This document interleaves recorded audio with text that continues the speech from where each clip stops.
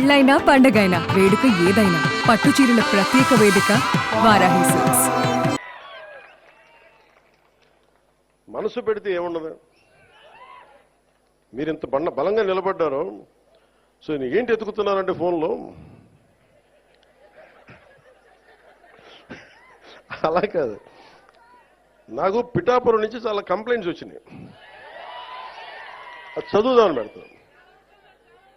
అది అంటే కలెక్టర్ గారు ఇక్కడే ఉన్నారు, పోలీసు ఉన్నతాధికారులు ఇక్కడే ఉన్నారు కాబట్టి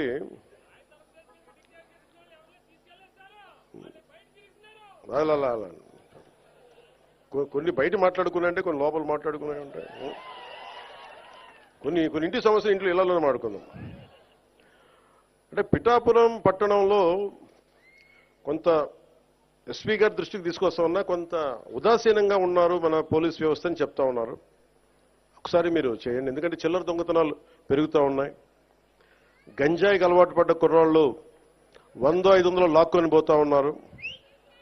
దొంగతనం చిన్నదే కావచ్చేమో కానీ ఊళ్ళల్లో నోటి మాట ద్వారా దొంగతనాలు పెరిగాయి అనేది మొదలైతే పవన్ కళ్యాణ్ వచ్చి దొంగతనాలు పెరిగినాయంటే చాలా దరిద్రంగా ఉంటుంది. దయచేసి చూసుకోండి. సహా చెప్తా, ఇంకా చాలా లిస్టు చదవనే. పిఠాపురం పట్టణంలో రథాలపేట, ఇందిరానగర్, అగ్రహారం ప్రాంతాల్లో గంజాయి వాడకం పెరిగినది ఉంది. అవునమ్మా? అలాగే తుని నుంచి వచ్చేవాళ్ళు ఇక్కడ కుర్రాళ్ళకి గంజాయి సప్లయర్స్గా మారుస్తున్నారని ఇది ఉంది దృష్టి. అలాగే మొన్న ఎస్సీ బాయ్స్ హాస్టల్లోకి వెళ్ళి కొంతమంది పిల్లల్ని కొట్టి 10-25 రూపాయలు లాక్కొని హాస్టల్లో వాళ్ళని డబ్బులు తీసుకున్నారని చెప్పారు. అదే రోజు మళ్ళీ పోలీస్ కంప్లైంట్ చేస్తే పిల్లల్ని తిరిగి కొట్టారని ఉంది నా దృష్టికి.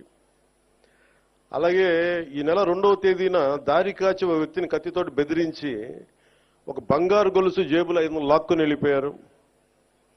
పిఠాపురం పట్టణంలో ఉన్న RRBHR ప్రభుత్వ జూనియర్ కాలేజ్ దగ్గర ఈవ్టీజింగ్ పెరిగిపోయింది.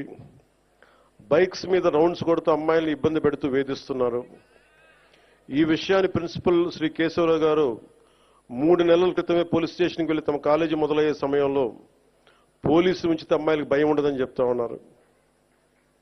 ఈ కాలేజ్ దగ్గరే కాదు, పట్టణంలో ఉన్న ప్రైవేట్ కాలేజీల దగ్గర, బస్ స్టాండ్ దగ్గర ఈవ్టీజింగ్ పెరిగింది. రాత్రి వేళ రోడ్ల మీద బైక్ విన్యాసాలు చేసే వాళ్ళతో ప్రజలు ఇబ్బంది పడతా ఉన్నారు. ఇలాంటివన్నీ చాలా ఉన్నాయి. సెటిల్మెంట్లు పోలీస్ స్టేషన్లో కాకుండా, లాయర్స్ కాకుండా కొంచెం దయచేసి అందరూ మనస్ఫూర్తిగా దృష్టి పెట్టండి దీన్ని. అంటే ఎందుకు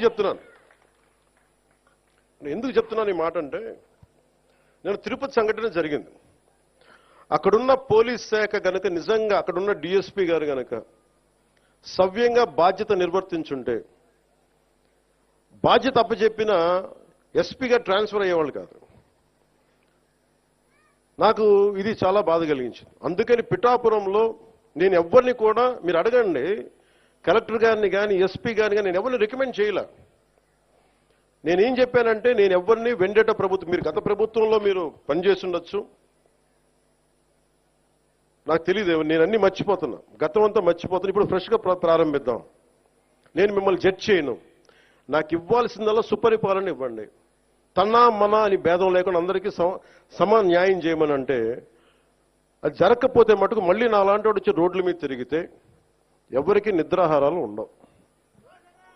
అక్కడ దాకా తీసుకెళ్ళదు. ఎందుకంటే నేను ఒక రౌడీ మూకను ఎదుర్కోవడానికి, గుండాల మూకను ఎదుర్కోవడానికి నేను మొదటి తరం రాజకీయ నాయకుడిని. నేను మొదటి తరం రాజకీయ నాయకుడిని. మా నాన్న ముఖ్యమంత్రి కాదు, మా నాన్న కానిస్టేబులే. నాకు 10 మంది తెలీదు. ఈ వేదిక పైన ఉన్న పెద్ద అధికారులు IASలు అంటే నాకు భయం వేస్తుంది. నాకు పెద్దది, ఇంకా నేను చిన్న ఉద్యోగ కొడుకుని కదా. మా నాన్న ఏం చెప్పాడు, చిన్నప్పుడు వచ్చారు, దొరగారు వచ్చారు, ఇంట్లోంచి భోజనం పంపించాలని చెప్పాడు. మాకు ఐజీలు అంటే దొరగారు మాకు, మా ఇళ్లలో. ఈ రోజుకి ఇన్ని కోట్లాది మంది నన్ను గుండెల్లో పెట్టుకున్నా, కేంద్ర స్థాయిలో నాకు పరిచయాలున్నా, నాకెప్పుడు అధికారులు పెద్దవాళ్ళే. నాకు లోపల అంత గౌరవం ఉంటుంది నాకు. కానీ గౌరవం నిలబెట్టుకోవాల్సిన అవసరం కూడా అధికారుల మీద ఉంది. ఎందుకంటే నేను ప్రజల కోసం పనిచేస్తాను. అందుకని ఈ బాధ్యతని అందరూ చేయాలి. ఎందుకంటే నేను ఈవ్ టీజింగ్ అనేది నాకు చాలా చిరాకు.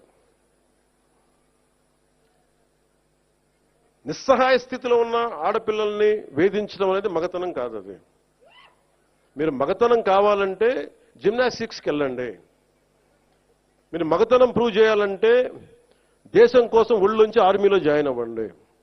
ఆడపిల్లల్ని ఏడిపించి అది మగతనం అంటే తొక్కి నారత్తిస్తాం, పిచ్చ పిచ్చ వేషాలు వేస్తాం.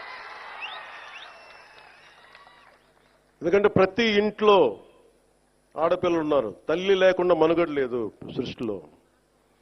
మీరు ఆడబిడ్డలకి పోలీస్ శాఖ కూడా నేను చాలా బలంగా చెప్తా ఉన్నాను. ఇంకొకసారి నాకు ఈవ్ టీజింగ్ అనేది నాకు కనిపించకూడదు పిఠాపురంలో. This is my directive. ఎందుకంటే నా నియోజకవర్గాన్ని నేను సవ్యంగా చేసుకోలేనప్పుడు, నా నియోజకవర్గాన్ని నేను సరిగ్గా కాపాడుకోలేను, నా డిప్యూటీ ముఖ్యమంత్రి పదవి దేనికి, అధికారులు ఉండడం దేనికి? నేను చాలా స్పష్టంగా ఉన్నాను ఈ విషయంలో. వీళ్ళను కొడితే క్రిమినల్స్కి కాస్ట్ లేదు, గుర్తుపెట్టుకోండి. తప్పులు చేసి కులాల వెనక దాక్కుంటే బయటికి తీసుకొస్తాం, గుర్తుపెట్టుకో. కులాల వెనక దాక్కోకండి. వాళ్ళు క్రిమినల్స్కి కులం లేదు, ప్రజాప్రతినిధులకి కులం లేదు. We are very clear about it. చాలా స్పష్టంగా ఉన్నాం దాని మీద. ఈయన కొడితే మాకు ఓట్లు పోతాయి. ఇప్పుడు నేను అధికారులందరికీ చెప్తా ఉన్నాను, సార్ ఈయన అరెస్ట్ చేస్తే ఓట్లు పోతాయి. ఎందుకు ఓట్లు పోతాయి? ఎవరు వెనకేసుకొస్తారు వీళ్ళని? నేనైతే వెనకేసుకురాను. మా కూటమిలో ఉన్న నాయకులు ఎవరు వెనకేసుకురారు. ఒకళ్ళు వెనకేసుకొస్తే సరిదిద్దుతాం. సుమన్ టీవీలో మీ పర్సనల్ అండ్ బిజినెస్ ప్రమోషన్స్ కోసం కింది నెంబర్కి కాంటాక్ట్ చేయండి.